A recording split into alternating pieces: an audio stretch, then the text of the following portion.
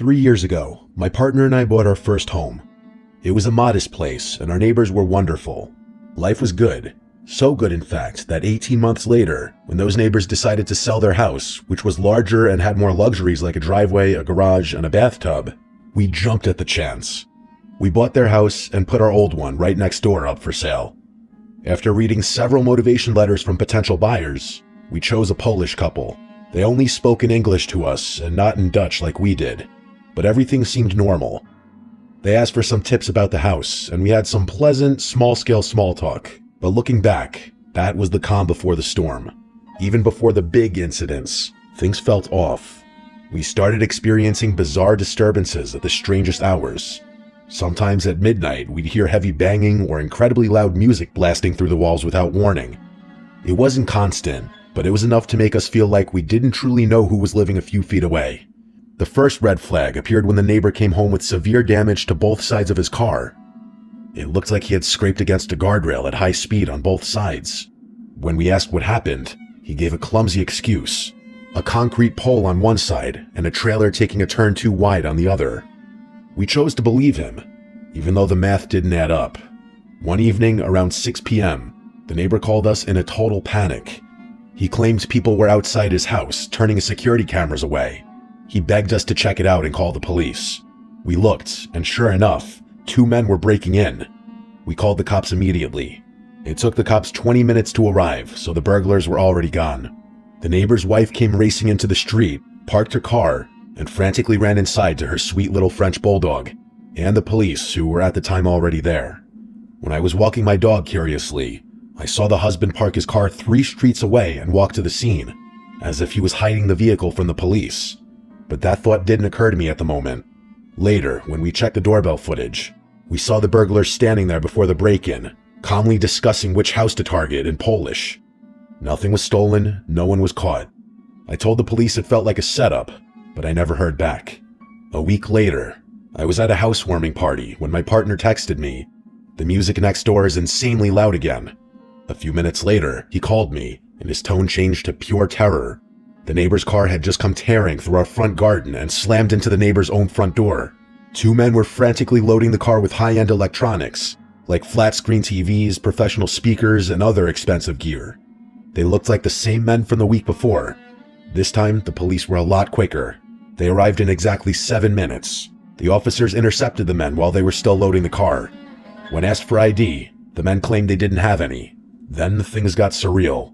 The man behind the wheel looked the officer in the eye and claimed to be my neighbor using my neighbor's actual name. But there was a catch. In the 9 months that they lived next to us, my neighbor had never spoken a single word of Dutch. This man, however, spoke fluent Dutch with a thick Polish accent.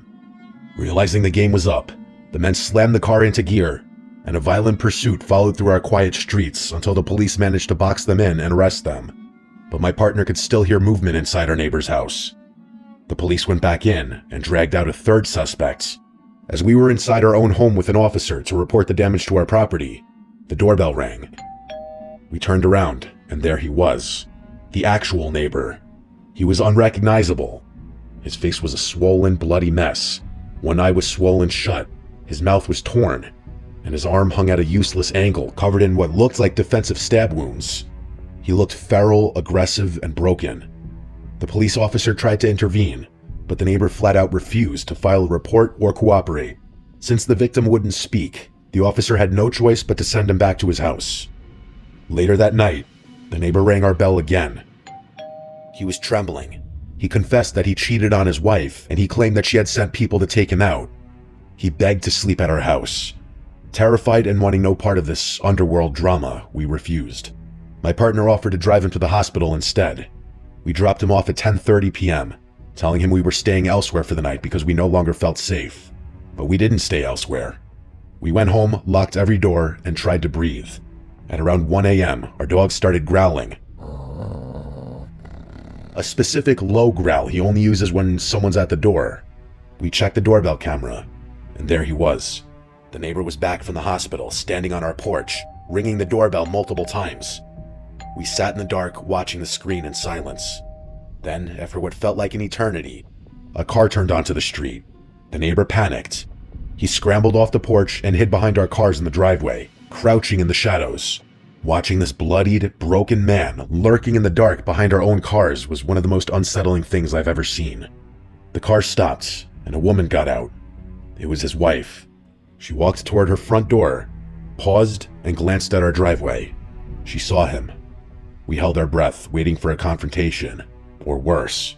She walked toward him, and as she stepped into the pale yellow glow of the street lamp, she began to wail, a haunting, guttural crying. He didn't say a word, and she kept asking questions, her sobbing getting louder and louder, echoing through the empty street. Eventually, they both got into the car and drove away. We didn't see them for 3 days. We didn't even know where their dog was. The wife eventually returned alone. She found the dog inside, and she told us she doesn't think she'll ever see her husband again. Whatever the real story is, drugs, debt, or marriage turned lethal, I've realized one thing. I don't think I want to know.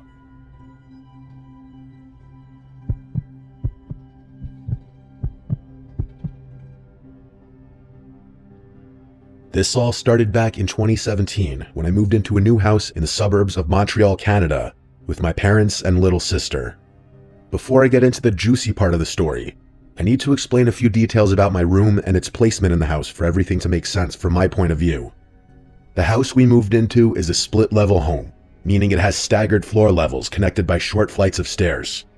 My room was neither on the main floor nor in the basement. It sat exactly in between the two, at ground level. One wall shared space with the garage, and the opposite side had a large window that looked out into the backyard. At the time, that window had plastic vertical blinds with several missing panels, so even when they were fully closed, I could still see outside through the gaps. On the garage side of my room was my closet, which had large sliding mirror doors. This meant that when I was in bed, no matter which side I faced, I could always see my window reflected back at me. I started noticing things about a year after we moved in, when I was 15. I remember watching YouTube videos on my tablet late at night since I had trouble falling asleep. One night, I heard something outside my window. I had left it open because it was really hot and we hadn't invested in an AC unit yet, so I relied on whatever breeze I could get. After hearing what sounded like footsteps or shuffling, I quickly paused my video and put the tablet down. The noise stopped along with the video, which made me think it had just been part of what I was watching, or maybe my imagination. I resumed the video and heard it again. I looked to my left toward the window, but didn't see anything. So I eventually fell asleep. For a few nights, nothing happened. But then one night, a couple nights later, during my usual late-night YouTube and show watching routine, I heard the shuffling again. I paused what I was watching and listened, this time longer than before. I swear I could hear breathing now, too. I glanced at my window, but again, there was nothing. I convinced myself it was just my mind playing tricks on me, and turned to face my closet instead. As I picked my tablet back up to resume the video, I saw something move at my window through one of the gaps in the blinds, reflected in the mirror. A chill ran down my spine. I got up immediately and went to wake up my parents, deciding it was better to be safe than sorry. I told them what I had seen and heard, and even though my dad clearly doubted me, he went outside to check the backyard. A few minutes later, he came back saying he had checked every corner and didn't see anything. He told me that if someone had been there, he would have heard them come in through the squeaky gate, or he at least would have heard them leave. He also checked the Ring camera, which showed no one walking around the house toward the backyard. I suggested that the person could have jumped the fence into the neighbor's yard, but he quickly shut that down, saying we lived in a safe neighborhood, and that I should stop watching scary movies. Unfortunately, I believed him, and went back to bed. Every couple of weeks or months after that, I'd hear things again. Each time, I convinced myself it was all in my head and tried to focus on my videos or fall asleep. When winter came and everything was covered in snow, it stopped, and I eventually forgot about it. But the following year, it started again. It didn't happen often, once or twice a month at most, and always past 11 p.m. I tried not to pay attention to it, even when the noises sounded like clear footsteps or deep breathing. I watched a lot of scary movies and videos, so I kept telling myself that had to be the reason. I avoided looking at the window altogether, even though I tried to believe it was all in my head. Part of me was terrified of being proven wrong. One night, against my better judgment, I looked. Not directly at the window, that was too scary. I looked at the mirror instead. This time, I swear I saw the silhouette of a person. I ran upstairs again, And once again, after checking the entire backyard, my dad told me the same thing he had the year before. And once again, I believed him. This went on for a while. I started going to bed earlier, watching videos louder or with headphones, and completely avoiding my mirror, or worse, looking directly at my window. It always stopped when the weather got colder and started again in mid-spring. One night in early December of 2021, there was a huge windstorm. I was watching a stream with my boyfriend over Discord when I decided to grab a glass of water around 11:30 p.m. On my way, I noticed my parents sitting in the living room. It caught me off guard since they rarely stayed up that late, let alone outside their bedroom. Their faces looked tense and preoccupied. I asked if everything was okay, but they brushed it off, assuring me it was nothing. I assumed I had walked in on a conversation not meant for my ears and headed back toward my room. As I turned toward the stairs, flashes of red and blue light caught my attention through the front window. A police car was pulling into our driveway. My parents immediately stood up as if they'd been expecting it, and they rushed me to my room, telling me they'd call me if needed. I wanted answers, but I knew it wasn't time to push, so I went back to my room, curiosity eating away at me. Not even 2 minutes later, I was called back upstairs. This time, they didn't keep me in the dark. My dad explained that about 15 to 20 minutes earlier, during the windstorm, he had stepped into the backyard to make sure nothing had been blown over before going to bed. While scanning the yard, he noticed the light from my bedroom window illuminating something near it. As I adjusted, he realized it was a man standing motionless just outside my window, staring in. My dad yelled at him and started moving toward him, but the man immediately turned and ran. He jumped the back fence effortlessly, as if he'd done it 100 times before, and he disappeared into the neighboring yards. In that moment, everything I had feared for years stopped being a possibility and became a fact. I hadn't imagined it. Someone really had been there. Terrified, my parents called the police right away, and then went to knock on the neighbor's door to warn her. The older woman who lived there didn't open the door. Instead, she yelled at them to leave or she would call the cops herself. The police eventually arrived, but since my dad hadn't gotten a clear look at the man, there wasn't much they could do beyond increasing patrols in the area and recommending we install more cameras, which we did. In retrospect, my back neighbor's reaction still feels deeply suspicious to me. Why was her first response to threaten my parents when all they did was knock on her door to warn her? It raises a couple questions, such as, was she living with that man my dad saw? Or had she seen him too and genuinely thought it was him knocking? Did I know the person who stood outside my window for years, or was it just some creepy neighbor who noticed a teenage girl's room with poorly covered blinds and took advantage of it? Did he only want to watch, or was he working up to something else? Even now, those questions haunt me. Knowing that someone was really there the entire time makes every sound I brushed off, every breath I thought I imagined, and every silhouette I forced myself not to look at feel so much more terrifying. I've since switched rooms and can't look at windows facing our backyard the same way anymore. Thank God mine now faces the street. What scares me the most isn't that it happened, it's how long it went on for, without anyone knowing, and how easily it could have continued.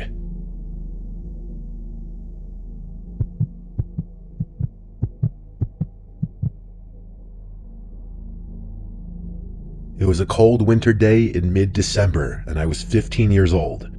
I originally lived in a suburban area of Alberta with my parents in our apartment.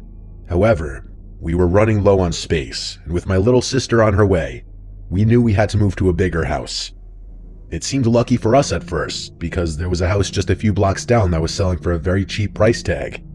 Granted, it wasn't the best looking or in the best area, but it had room to grow in, and for the price we paid, we could renovate to our heart's content. My dad did renovate slightly with the money we had left, but mainly the basement as it was almost unusable without being fixed up. Cleaning, carpeting, new beams, fixing the bathroom, and fresh wallpaper with a cool pattern I got to choose myself.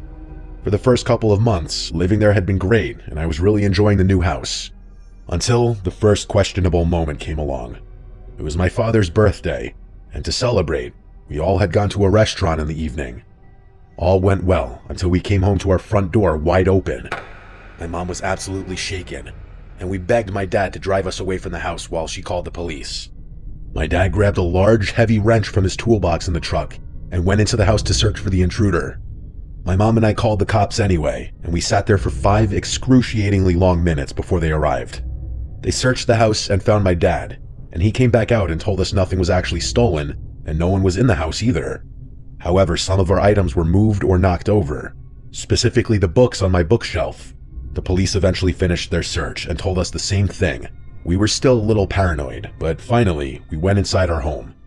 From that day forward, I would always hear strange noises coming from the walls, and sometimes underneath our basement. Might I add, my room was there, in the basement, but I always dismissed the sounds as the pipes. This was an older house after all. That was until one night, something unexplainable happened. It was around 2 in the morning, and I was playing with my Nintendo DS under the sheets with no volume so my parents didn't know I was still awake. That's when I heard it. Clear laughter coming from the wall to the side of my bed. My heart froze in time, and my eyes probably widened to the size of plates. I didn't know what I should do. Ignore it? Call my parents? Go investigate? I decided to wait for a while to see if it happened again, but after about 30 minutes of laying still as a stone, I decided it must have just been my sleep-deprived imagination, and finally went to sleep. I woke up the next morning in my bed. As usual, nothing changed. Despite that laugh still burning in my mind, I tried to pass it off. I would still hear the same strange noises every so often for the next couple of weeks, but that felt normal for me now. This is when the next occurrence happens. By this time, my sister was already born, and since the basement was big enough, plus my mom trusted me with keeping her safe at night, she shared the room with me. Now, this doesn't mean my mom didn't use baby monitors, because she did. She kept the parent units in the living room, and the other in the kitchen. One night, my parents had gone out for a late-night dinner and left me to take care of the house until they got back. I was in the living room watching a movie when I got up to get a snack from the kitchen. That's when I noticed odd noises coming from the baby monitor. And my heart sank. I knew no one else was home, but those were footsteps. Loud, heavy footsteps. Suddenly, my fear was realized when my sister started crying, and I heard a faint shh sound come out of the speaker, followed by a crash.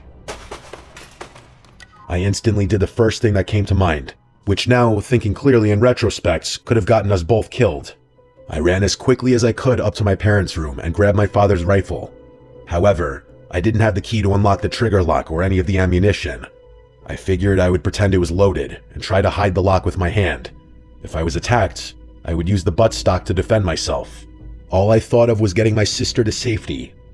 When I got to the basement door, I opened it quietly and walked down the steps, turning to face my sister's crib. No one was there, but she was still crying, as well as the baby monitor being on the ground sideways. I mustered all the courage I could and yelled, "I'm armed. Come out before I find you." Still nothing. I grabbed my sister and ran upstairs. I closed the basement door and pushed a chair under the handle to keep it locked while I called my parents. They called the police and got home as fast as they could. The police got to my house before my parents did, so they made me sit in the back of the cop car with my baby sister while one of the police officers went inside to investigate. When my parents arrived, I told them everything that happened. They were confused but very concerned. They knew I wasn't the type of kid that would lie about something like this. The police officer came out and gave us an all clear and said no one was in the house. Just as they finished talking to us and were about to leave, my dad worriedly asked them if they checked behind the bookshelf. In my room, there was a bookshelf that came embedded into the wall, so I was very confused when my dad asked to look behind it. The police officer was confused too, and asked my father to come inside with him and point out what he meant. Lo and behold, when we got downstairs, my bookshelf was pushed open slightly like a door, and the basement window that leads to the backyard was opened all the way, with my desk chair planted under it. Behind the bookshelf was a small room with some of the pipes to our house, and the pipes wrapped around some of the walls. On the ground were some food wrappers, one of our cups that had gone missing, lotion, a switchblade, along with an apple that was partially eaten but still slightly fresh. Someone had been living in our house, and we didn't even know it this whole time. The police said that most likely while they were outside talking to us, whoever was here escaped through the open window. They said to call if we ever noticed anything suspicious. However, they didn't think the person would come back now that we knew of their secret. That wasn't even the most horrifying part, however. A few days later, I pushed open the bookshelf myself and explored it top to bottom. That's when I found a tiny hole in the wall, and when I looked through, it pointed directly to my bed and dresser. Whoever was in there was watching me sleep, get dressed, play my video games, do my homework, speak on the phone, everything. They knew most of my life. I'm an adult now, and I live in my own apartment with my boyfriend. My parents still live there 5 years later. To this day, I worry for them, and hope whoever that was never returns.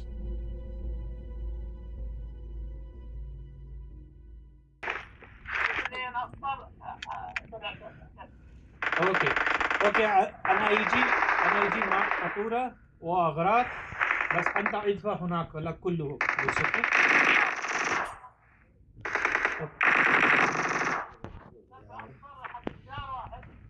اوكي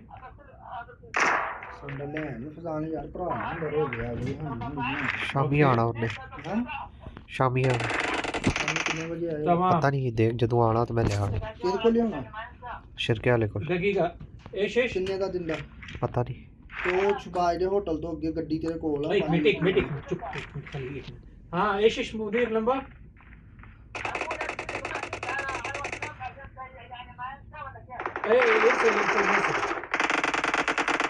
برضه يبغى خلاط بيركبوا كيف شكل